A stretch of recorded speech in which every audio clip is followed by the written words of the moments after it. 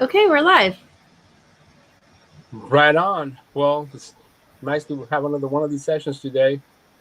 This one has been puzzling me for the whole week because there's just so much to cover and so much to explain. Because we're going to try to talk or understand a system of magic that was practiced 2,000 years ago. And so this makes it a little bit difficult because we have to place ourselves into the minds of people that lived 2,000 years ago. A lot of us, well, most of society, especially archaeologists, they think that the world doesn't change. That, if there's a sea right there, there was no ground over there. It's like that's ridiculous. Things change all the time. Terms change, language changes. People die, people are born. Things change all the time. And so, for us to be able to try to understand the system of magic, we have to understand some terms and a little bit of mythology. Because as we go about the Greek magical papyri, it is very obvious that the people that wrote these prayers, that wrote these spells, that break down the systems, are very much in tune with the Greek mythology and even Egyptian mythology. But we're not going to cover Egyptian, or at least I'm not as good with Egyptian stuff as I am with Greek.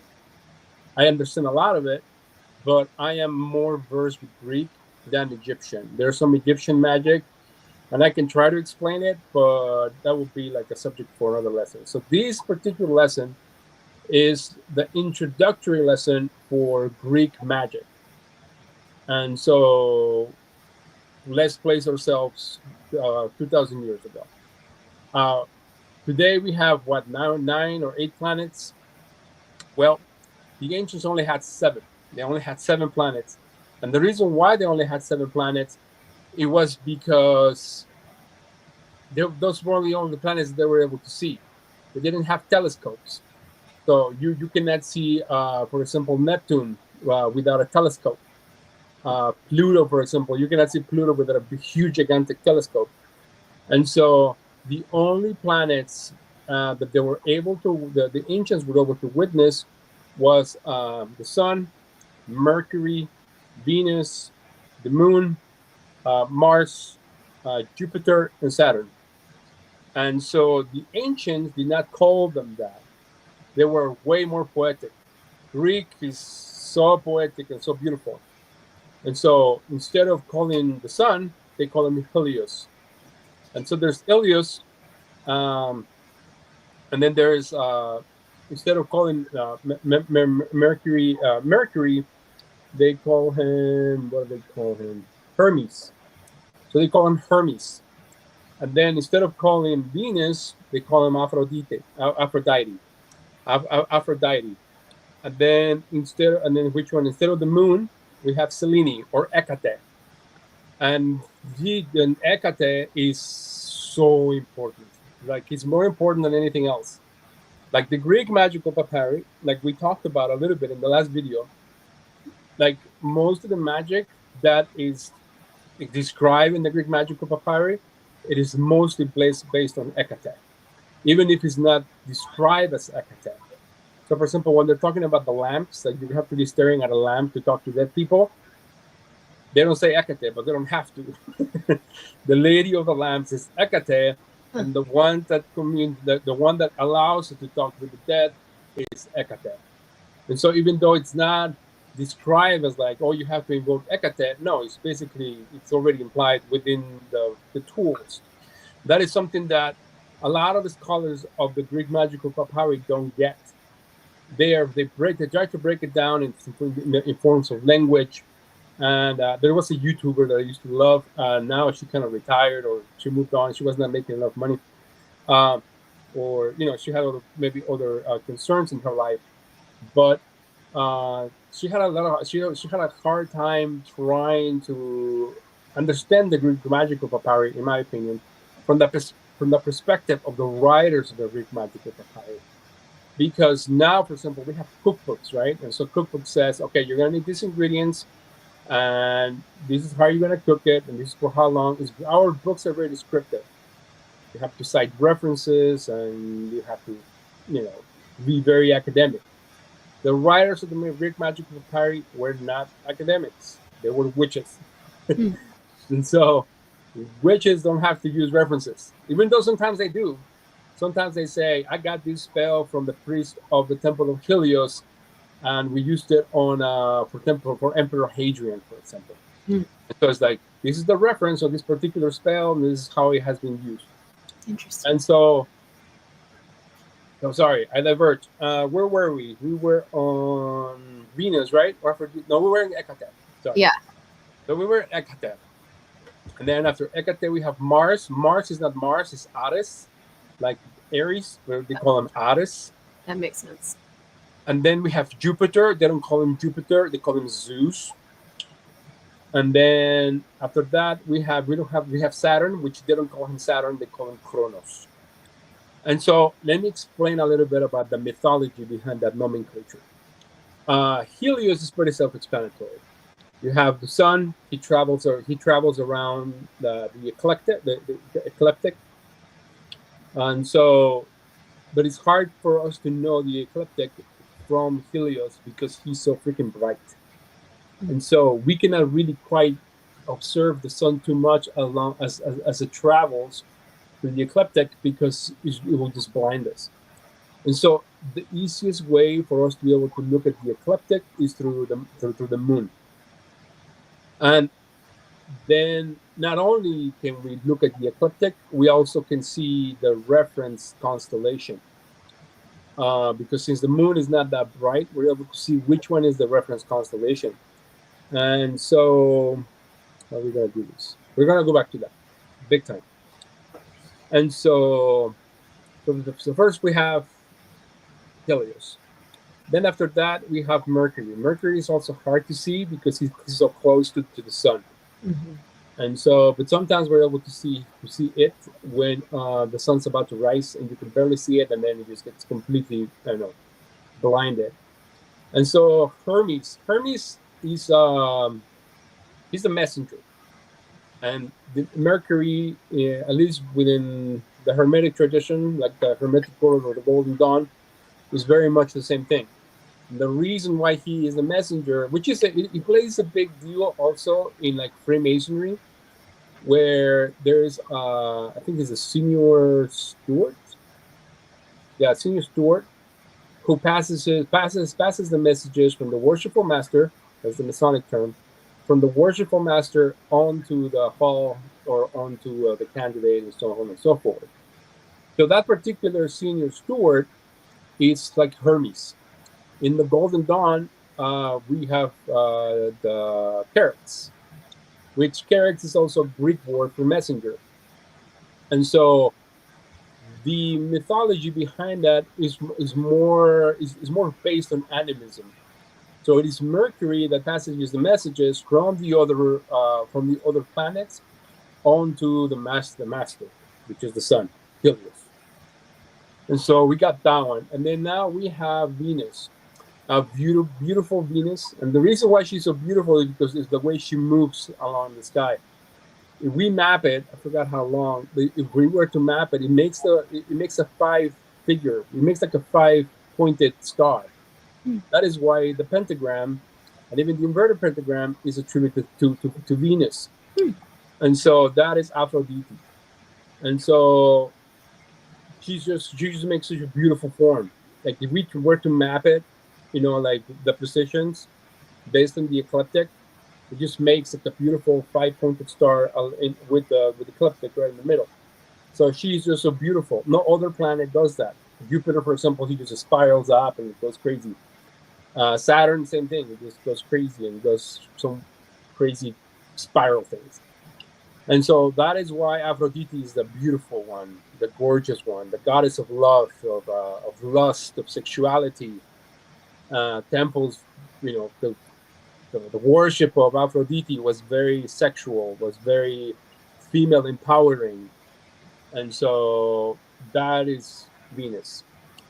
And then we have Hecate. I think we spoke about Hecate. a little bit. We will go back to like the magic of Hecate in this episode, or maybe we have time. And then we have the moon, and then we have Mars.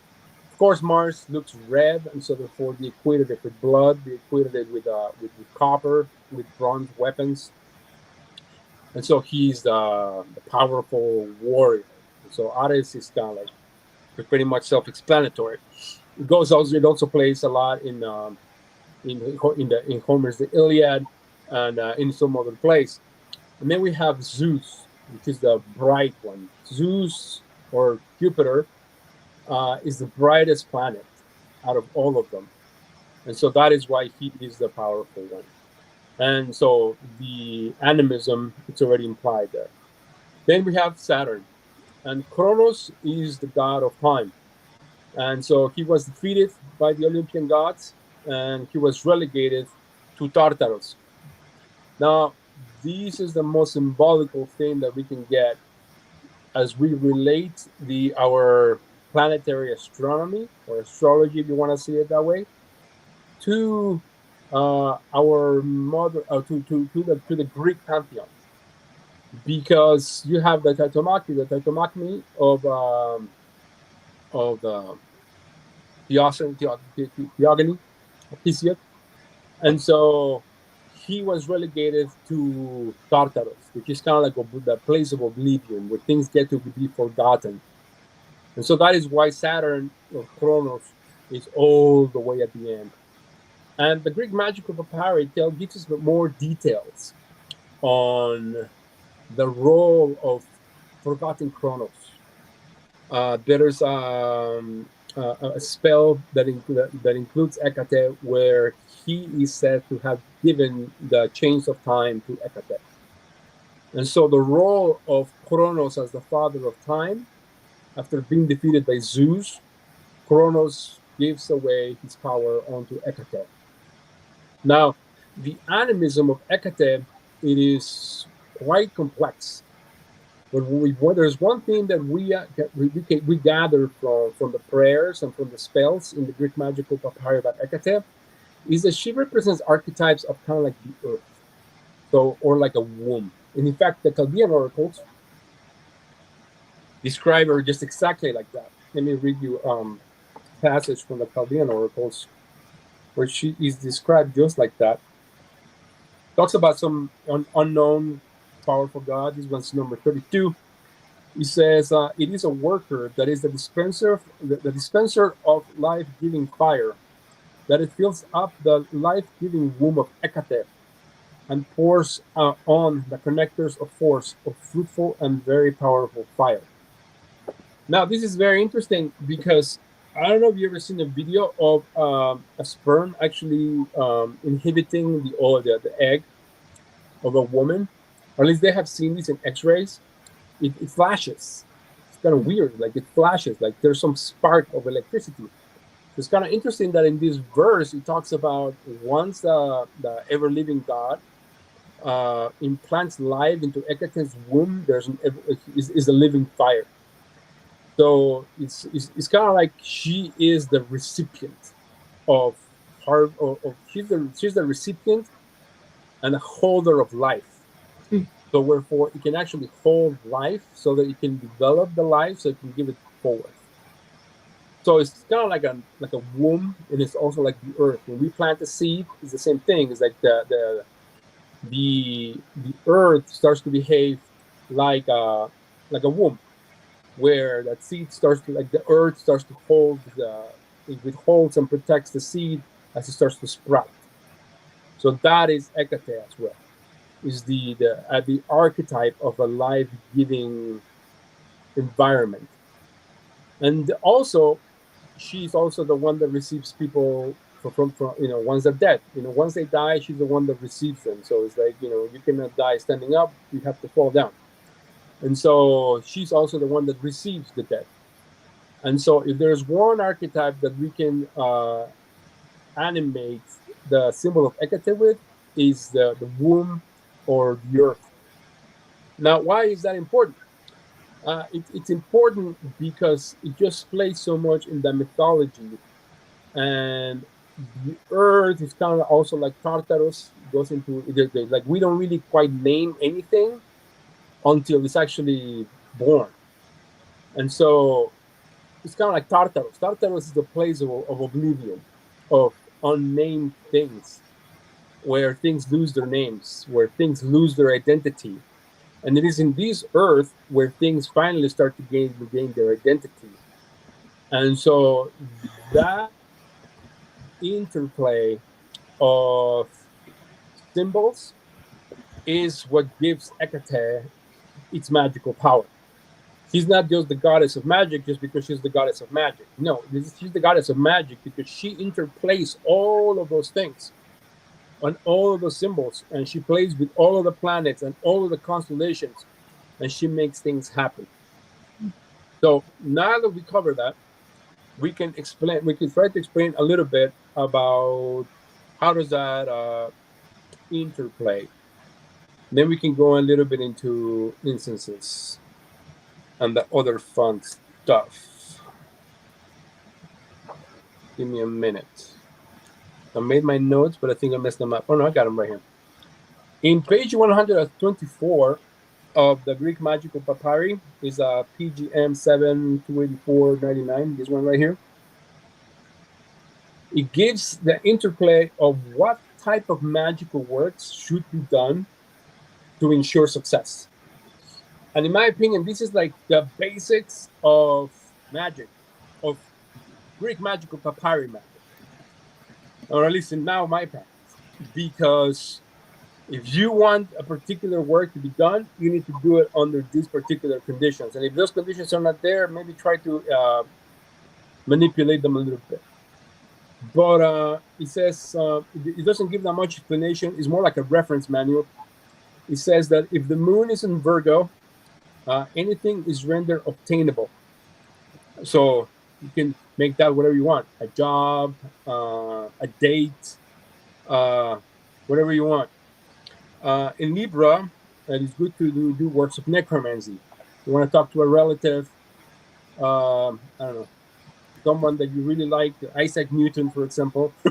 For me, he's like, I want to speak to Isaac Newton, and so I will try to like maybe, yeah, so there's an incantation.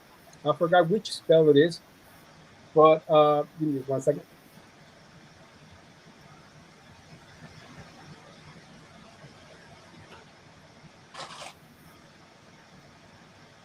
The people that are very magical papyri, when they try to do necromancy, they probably use something like this. They filled it up with water and they stared at it while the moon was out. And so if we were to, for example, try to talk to, I don't know, our past deceased grandmother or our grandfather, for example, we will probably want to wait for the moon to be in Libra. And also, we're going to go to the days, what day should be good. So moon to be in Libra, and to use one of these, fill it up with water, say the particular incantation, burn the particular incense, have the particular crystal, and things will be a lot easier. Now, I know some academics, PhDs actually, who have tried this, and they attest that it works. Whereas, just because out of research, but the magic of the Greek magical papyri, in my opinion, is the most effective magic that's out there. And believe me, I've been doing this my whole life. Okay, so the next one, if the moon is in Scorpio, we can do spells about anything inflicting evil. It doesn't explain whether if it's to inflict evil or to prevent to inflict evil. And so, open for interpretation. Open for interpretation. If the moon is in Sagittarius, and invocations or incantations to the sun or the moon, those can take many different forms. For example, one of the reasons, even in the Middle Ages, this was practice. The staring at a ball was practice. And the reason why it was practiced a lot, even though sometimes the Catholic Church really didn't like that, was because, and that's one of the reasons why also women were called witches, according to some journals, was because when the husbands went to war all the time. And so they either went to war, or they went to represent the king or the church with the crusades or whatever. And then the ones that were in charge of the land were women.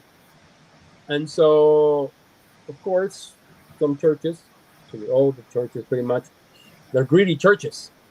And so if the husband doesn't come back, then the law was that the church could take possession over that land. And so they told, the priest told the woman, is like, your husband is dead. We want your land. And then she says, no, how do you know he's dead? He's like, give me proof. He's like, well, we know. Like, we spoke to the spirits, or we spoke to Jesus, and he's dead. Then 5 years later or 2 years later, he comes back and the church has to give back the land. But women wanted to make sure whether their husbands were alive. And so they stared into that bowl, did a particular incantation, and they were able to get at least a better guess as to whether their husbands were alive or dead. And so that was also one form of necromancy, or also one form of incantation to the moon. That's next one that we right? What was that? That would be called like water scrying, right? Water scrying, yeah. Okay. Yeah, but that scrying is also more of a modern Frenchy word, I think. Oh. I don't even know where it came from. Like in Spanish, for example, we call it rayar, which rayar actually comes from this, I think, from something like this. And actually, another thing I wanted to show you is this. This came from a relative of mine from Spain. This is in Hebrew, witchy family again. And so they have the sigils that are also very similar to these Hecate sigils. And so the moon was used a lot to like do different types of magic work. And then where were we? We're in Sagittarius and Capricorn. They say whatever you wish for best results. So I guess if you want whatever spell or whatever intention spell or intention prayer to work, if it's in Capricorn, it should have best results. If you want to make a love charm, it should be made in Aquarius. To have foreknowledge of particular things, the spell should be done in Pisces. There's also Aries for fire divination or love charm. Now, I don't know that much about fire divination. I haven't found a fire divination spell in this book, so I don't know. There may be more magical papyri books up there, or more pages up there. Incantation to a lamp, so that means to Hecate, should be done in Taurus. A spell for winning favor, it should be done in Gemini. For phylacteries, do you guys know what phylactery is? No. Well, sometimes it's used in two forms. I guess I can use this. Give me a minute.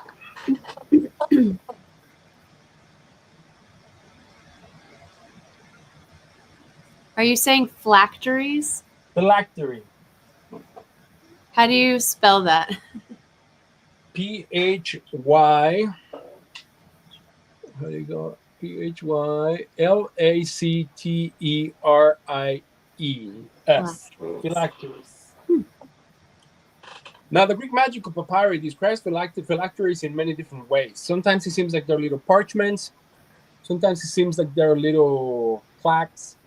But the Jews made phylacteries famous with tefillin. Let's say like this is a phone charger. But let's say that this has like stuff written on it, or it has knots on it. And what the Jews do is they put it up on their upper forearm and they just wrap it around their arms. They wrap it up on their arms a certain way.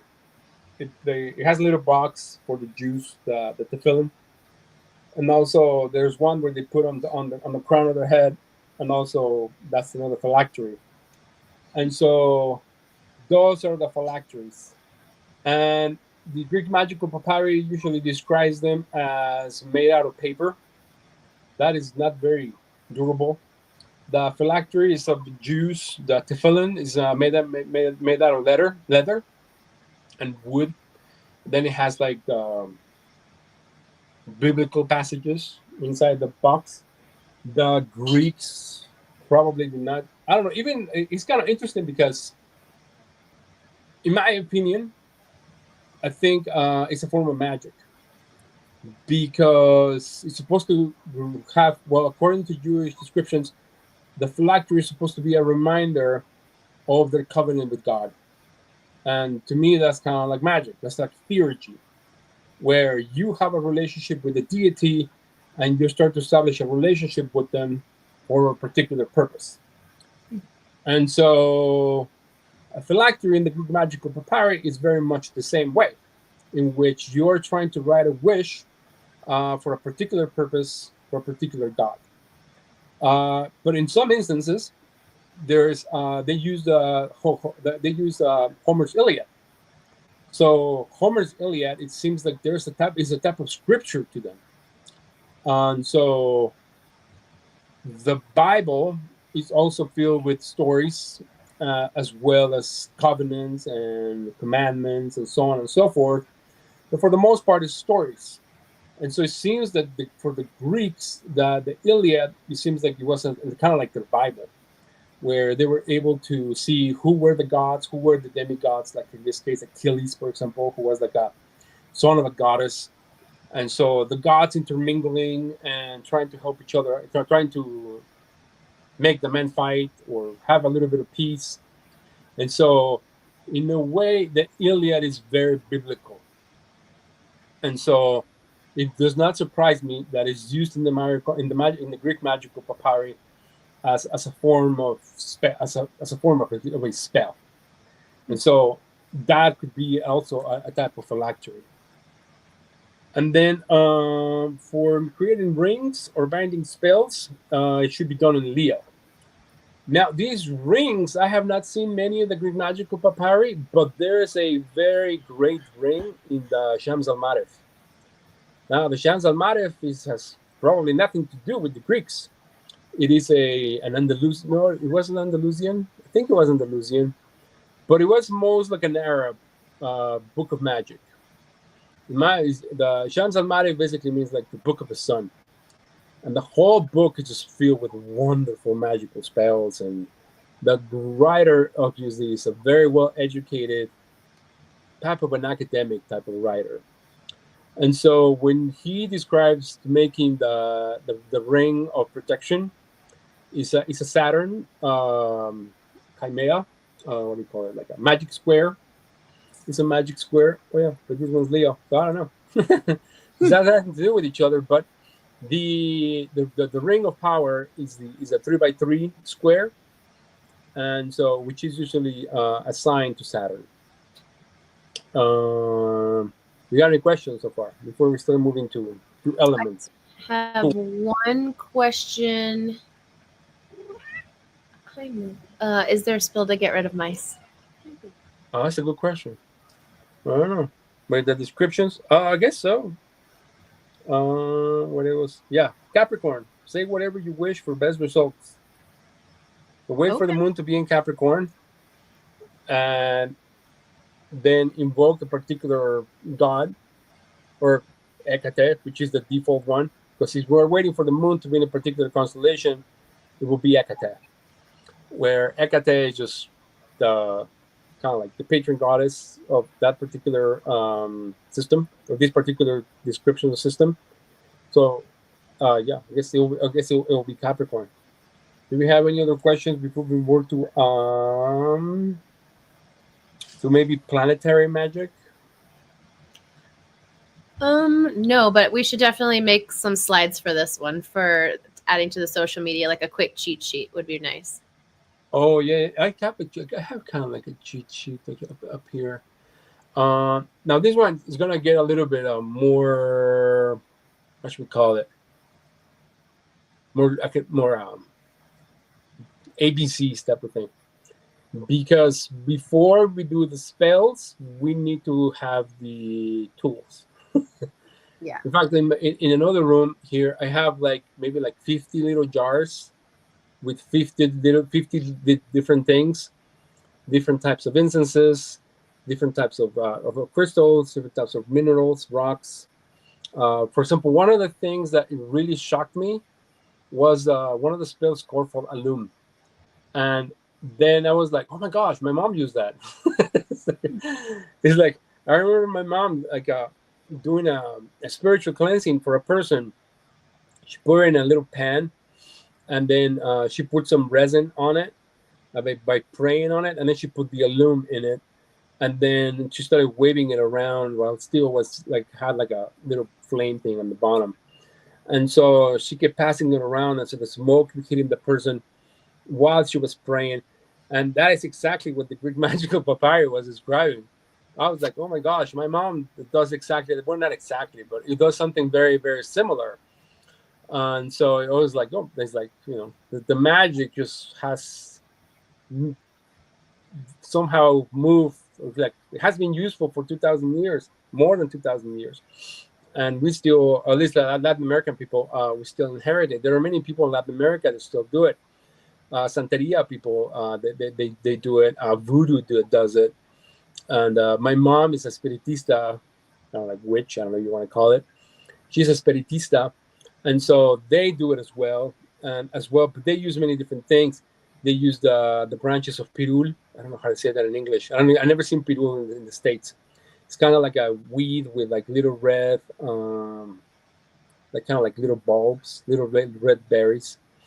And so they kind of like hit each other once again, pray, and they like spit alcohol on the person, and then the little wavy things. And so that was one way in which they cleanse people or like try to get rid of witchcraft that there was done to those particular people. And so so when we need to build a bunch of, well, also depends. You can get them, one. You can build them little by little, depending on what work you want to do. For example, another thing that is sometimes needed is like it's very useful to have a garden. For example, there's a spell for making friends that it talks about having the root of Artemisa, woodworm, the thing that they make the absinthe with. So you're not gonna have. Well, you can have, I guess, it will be really weird because you cannot go to the market and buy the root of wormwood. They don't sell that, and so you have to kind of like have a garden where you have wormwood growing, and so once you have the wormwood, then you can pluck it out, cut the things, and then start engraving it. Now, this is very biblical too because they call them, the Bible calls witches root cutters or root rayar, like scrying, like rayar. Like you have to like write on particular roots, and also it is preferable to do it on a particular day. Oh yeah, we should talk about the days before we go to the materials. And so that's page 119. And so yes, magic in the Greek magical papyri can get a little too complicated because it involves star. Well, in my opinion, is more beautiful. It is not just like I don't know. Nowadays, modern witches, what do they do? Buy a crystal or something? I don't know. Wave a pendulum around? I don't know. I don't know that much. What was that? Everybody's different. Everybody's different, and everybody does what swings their boat, But I like this system because it's just more in touch with nature, and I don't know. In my opinion, it's more romantic. It's more beautiful, and so the days, and also once again we get into the romanticism of magic. In this particular page 119 of PGM 7 from 155 to 67, we have which days are good for magic and which days are not good for magic, and which part of the day are more effective than others. Now, let's clarify that day one is the new moon. And so the moon has a cycle like 29 point something, 29.53 days. And so the Greek magical papyri only has 30 days. So basically it's probably counting up to 29, and then the 30th is probably the transitioning of the 0.53 day. And so on day number 1, the new moon, it is good to perform things at dawn. On day number 2, is good to perform things at noon. On day number 3, do not do magic on day number 3. At day number 4, do it at dawn. Number 5, do it at dawn. On the 6th day, do not do magic. On number 7, you do it during noon. On number 8, throughout the whole day. It's a good day. Number 9, do not use it. Number 10, throughout the whole day. Number 11, in the afternoon. Number 12, the whole day. Number 13, the whole day. 14, at dawn. 15, throughout the whole day. 16, do not do it. 17, do not do it. 18, at dawn and in the afternoon. On 19, at dawn. The 20th, at dawn. 21st, in the afternoon. 22nd, in the afternoon. 23rd, at dawn. 24th, at dawn. 25th, do not do the magic. 26th, in the afternoon. 27, 28, and 29, and 20, throughout the whole, is fine throughout the whole day. And 30th, in the afternoon. Now, this goes back also to the 3 phases of Hecate, because Hecate shows her face. She has 3 phases. Like we explained it in the previous video. She has the full moon, she has the waxing gibios, and then she has crescent. And so the phases of the moon are different on different days. And also, almanacs have tapped into this, like scientific almanacs. I don't know if the almanacs are scientific, but at least they were used by farmers a lot to plant their crops. Certain crops were supposed to be planted on particular phases of the moon. That is why most of the almanacs, if not all the almanacs, I don't know, I haven't read them all, but the almanacs that I have read, they have, this is the new moon and this is the full moon. In fact, our modern calendars, if you go buy a calendar from the dollar store, they have a new moon day. This tells you this is the new moon day and this is the full moon day. That is a tradition that was passed down by the almanacs. The reason why is because of planting reasons. It is good to plant certain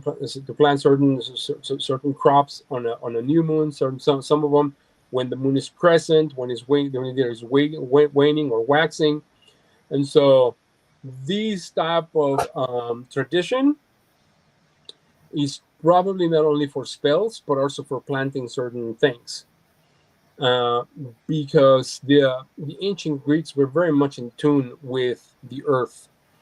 For example, even like, for example, the word Bacchus.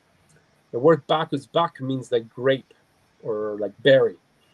And so that's why Bacchus or Dionysus, which are kind of associated, is identified as the god of wine, because the god of the berry. And this goes on because you can make wine from that particular grape, but also breaks down into other types of berries, not so harmless, shall we say, which have been used in magic all the time. In fact, the reason why witches have a broom, right? They're riding a broom. The tradition is because they put like a bee wax with atropa or with belladonna, like kind of little semblances of it, and they got super high with it. And the reason why they had belladonna is because their eyes dilated and their eyes looked so beautiful. So that's why it's Bella, beautiful, Donna, woman. So beautiful woman. And so that's another type of berry. And that is why usually the followers of Dionysus, they were called the Bacchae. So they were the women of the grapes. And they got really high. And particularly now they're coming up with the third new moon of the year, which we're coming to, or kind of like the spring equinox period. They got really high. Even the men also got really high. And they did things that they would not normally do. Men, for example, dressed up as women. Women dressed up as men. They made a lot of noise throughout the town. They kind of went wild and crazy. And sometimes they used the grapes to attain those levels of freedom, which is also kind of like why it's called Dionysus is called liber patri, like free father or father of freedom, because it's supposed to liberate us from inhibition, supposed to liberate us from our trauma.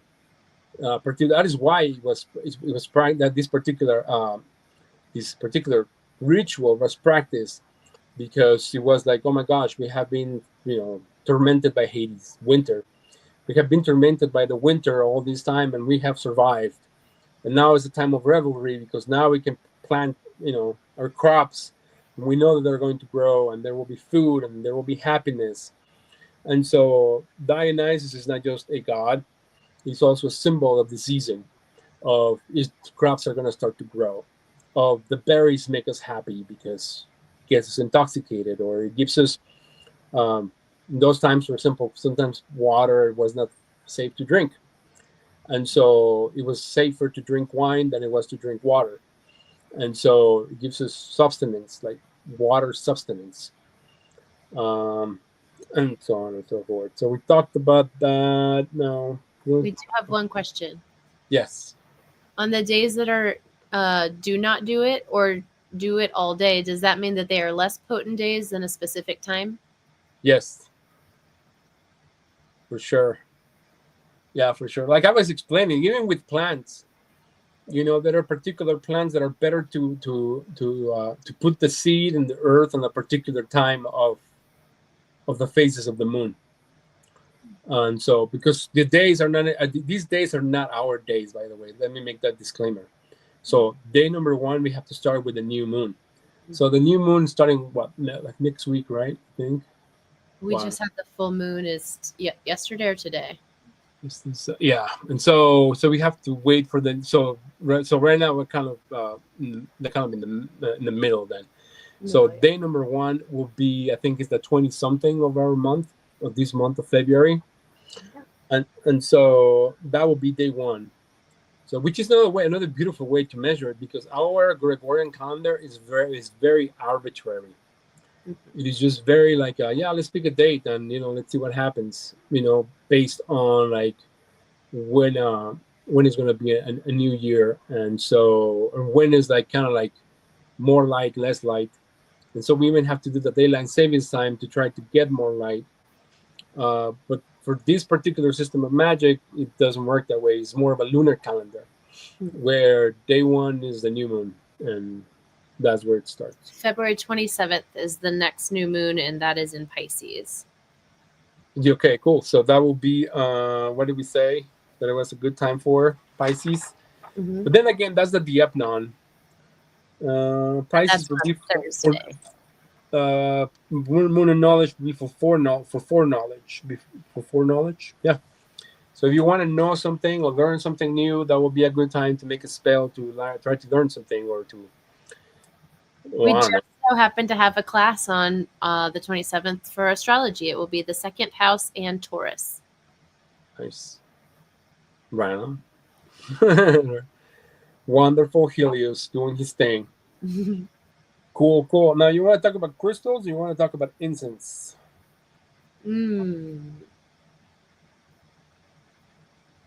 Why do we have to choose? Because I think we only have 15 minutes. Okay. Let's do incense. Let's do incense. Okie dokie. Where was the incense at? 172. We're going to page 172. And this is PGM 13 from 1 to something. In this one, for example, starts with Kronos, which we already said is Saturn. So his incense is Styrax. Now, the reason for the incense, I don't know. The plants, I may be able to give a few guesses. And I think the plants, some of them are probably extinct. And so, but there's still some there. Actually, we might be able to cover both. Then we have Zeus, which is Jupiter. Its incense is Malabatron. And then Ares is Costos. Helios, of course, is frankincense, kind of like Jesus.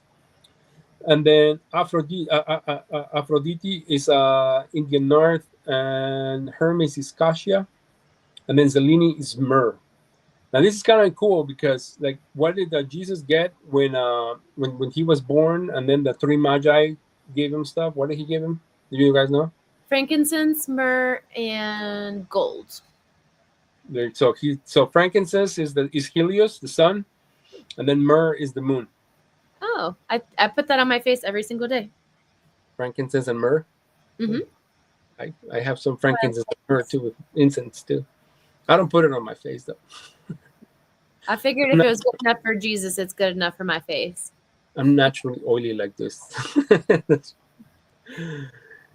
And so each one of the incense, like the incense, is basically based on its nature. Even in the Bible, I think it is in the Bible, but not the Bible that we read. I think it's in the Apocrypha, or it may be the Bible. I don't remember which book. Where I think Jesus rebukes some of his followers because they're doing the particular ritual and they're using myrrh. Yeah, and he told them to not use myrrh. Or I think it was one. I don't know. I'm like telling you lies. I think it may have not been Jesus. It might have been one of the apostles or one of the teachers. And so there is a. So it's not like us nowadays, where like frankincense, like a particular incense, is just like which one goes with the vibe. No, it's like in the Greek magical papyri, each incense has a particular character, and it's supposed to call on a particular deity. And so it is good to have at least these 7. There are more, but they're called by the specific spell. But each one of the gods or each one of the planets is good for a particular thing. Helios, for example, is good for revealing things, or for winning things, or for glory, for confidence. Mercury, for example, is good to like either learn something or relay a certain message. Venus, for example, is good for a love spell, or for like not only to try to make somebody fall in love with us, but for us to fall in love with ourselves, or to fall in love with a particular vocation, or to fall in love with a particular piece of knowledge. And so the planets or the gods can be invoked in a particular way with a particular incense and a particular crystal or a particular metal or a particular mineral to be able to attune our mind to the particular work. So we don't even have to assume that the magic is going to work, because magic nowadays has a very negative connotation of, it's just magic, superstition. If we combine nature to the particular spell that we're working on, it is no longer so-called modern magic. Now it becomes more kind of like how can I attune my mind to a particular thing that I want to accomplish? Because now the planets are with me. Now there are other aspects of the universe that are with me. And so you can perform this type of magic without having to believe in a god, because the planets are there. So you don't have to assume that they're gods. You can just assume they're planets, or the moon, or the sun, the constellations. You don't have to believe in the constellations. The constellations are there. And so the only thing you have to attribute is that particular constellation, if it's Aries, for example, you know that is the beginning of the warm seasons. So it has a particular loaded meaning to it that you don't have to attribute to a god. You can attribute it as there's going to be an increase of light. Or for example, do it the spell, for example, in Sagittarius, where it's dark, where it's kind of gloomy, the plants are dying.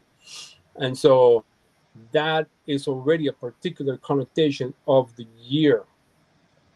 You don't have to believe in a centaur with a bow and arrow. It's there in the sky. As to whether you want to attribute that particular constellation or form of stars, or how should I say, pattern of stars, to a particular god, you can just say if the sun is on this particular pattern of stars, which are there, you don't have to believe in them, they're there.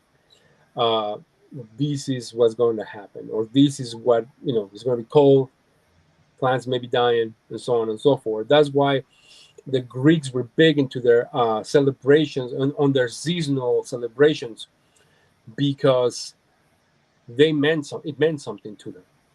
For example, now the Dionysian thing is like, yeah, we conquered oblivion, we conquered the cold, and now things are going to start to grow. Beautiful Persephone came back, and she brought back Demeter, and Demeter is going to bless us with harvest. She's going to bless us with the growth of plants. She's going to bless us with food. Uh, Animals are going to start showing up, and so the whole orchestra of nature is just alive within the Greek mythology. And so that is why also these incense or these stones are symbolical, because these are a part of nature. So we don't have to assign a particular stone to whatever we believe to be things. They're assigned per reason. There's a reason why this particular incense is used, why this particular stone is used, or this particular plant is used, because it is assigned to a particular order of the seasons. Does that make sense? Mm-hmm. Yeah, that's so interesting. Yes, that's why it angers me when people say it's like, yeah, the Greek gods were pagan, they were primitive, they were only for dumb people in the provinces, not for elevated people who believe in Jesus. And it's like, okay, so how does Jesus regulate, the earth? How does it regulate your soul? He brought people from the dead. Oh, that's cool. Can you bring people from the dead? I don't think so, brother. So he's gonna bring you salvation. Oh, salvation from what? Exactly. Can you save people? It's like, but yet the Greek gods are supposed to be the primitive ones, but they celebrate nature. Mm-hmm. They use principles of nature to uncover ourselves within ourselves. For example, the Dionysus thing is like, what are the shadows that you're hiding? If you get really drunk and you dress at something that you are not, that if you dress like a woman, the shadow is gonna come out, bro.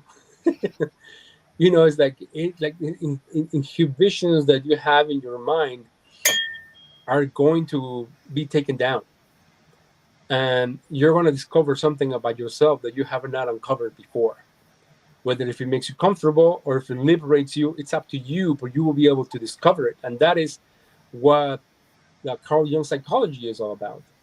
That's why he said it, like, you have to uncover those shadows. Mm-hmm. And so Dionysus, that's why he's the Lord of the Shadows, because he lives in the shadows and he will uncover those shadows, either through music or through wine or through sexual bending or through whatever you want. Dionysus is the uncoverer of shadows. Mm-hmm. And the Greeks knew that. He didn't have to call them shadows, but it is obvious that he is the shadow master. Dionysus, beautiful Dionysus, he is the shadow master.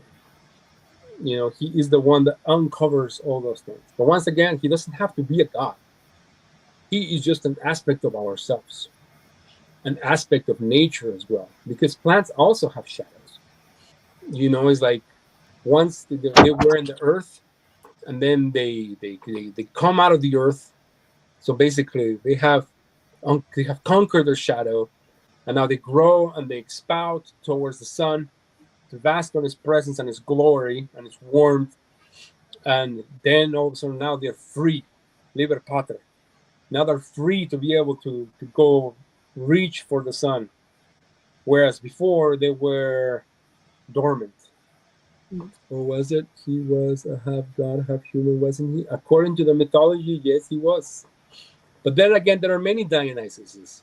In fact, there is I think it's the Bacchae.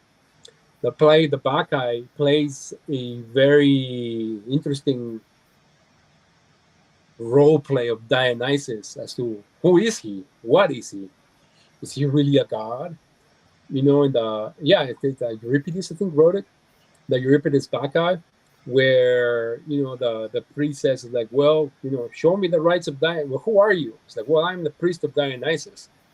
But according to the story, he was Dionysus. And so then they kind of test him and says like, okay, cool. If you're the priest of Dionysus, show us the mystery of Dionysus. He's like, well, I can't because they're secret. And he's like, well, how am I supposed to believe in this god Dionysus? Then the play develops, and then it's like, well, who is Dionysus? And he was like, well, I'm not sure. It's like, I don't know who Dionysus is. And so there is a very interesting interplay. He has that goes by the name of Zagreus. Then it goes kind of like Mithras, of course. Then you have Liber Patre, Theosebasius, Bacchus. He has so many different names. Like Hecate also goes by many different names. Hecate in the Greek magical Papyri uses a lot of the names of the Erinyes to describe Hecate. You have a Clotho and Alecto. That's two of the main ones that they use to describe describe Hecate. And of course, you have Phoebe. But those are more kind of like the phases of the moon. Phoebe, for example, usually comes from Phobos, like not Phobos, like Phosphoro, which means light. So Phosphoro is most likely the full moon. And then you have Nuchie, which sounds like Nuctus, like night or darkness. So that's probably the new moon, or like kind of like the crescent moon. And then you have Diana or Artemis, which is very most likely the waxing periods. Did I bore you yet? No. So interesting. I was like, man, it sucks that we have to go already to the next one, because I know we could talk about this forever. But yeah, for sure. Well, yeah, we'll leave more for the next time. Yes, the next one with you will be March 6th and then March 20th, and those announcements will be coming out shortly. Right on. That next one will be the Fool, right? The Book of Thot. Yes. Yeah, right on. Are we doing one card at a time, or how are we doing that one? Yeah, I'm pretty sure. I don't know. It may take 30 minutes or it may take an hour. That card, particularly that card, is a doozy. Oh my God. That is a very complicated card, which also has to do a lot with Dionysus, in my opinion. Big time. Okay, cool. The Fool is Dionysus for sure. I don't know why they call him the Fool, but Dionysus, a lot of the time he plays the Fool. Like a lot of the time. But there is an inside wisdom to him for sure. Yeah, beautiful. Well, thank you so much for all of your wisdom today, and everyone who joined us. Just briefly, we have Light Language Zoom is on the 19th, Astrology on the 27th, and like I said, March 6th with Jorge, and March 20th. So those are the things coming up. And then if you want to hear all of this in Spanish, we're going to close this out and do it again. And it'll be a fun one. Cool. Awesome. Thank you, guys, and we'll see you in a minute. Thanks, guys. Thank you for your questions. Mm-hmm.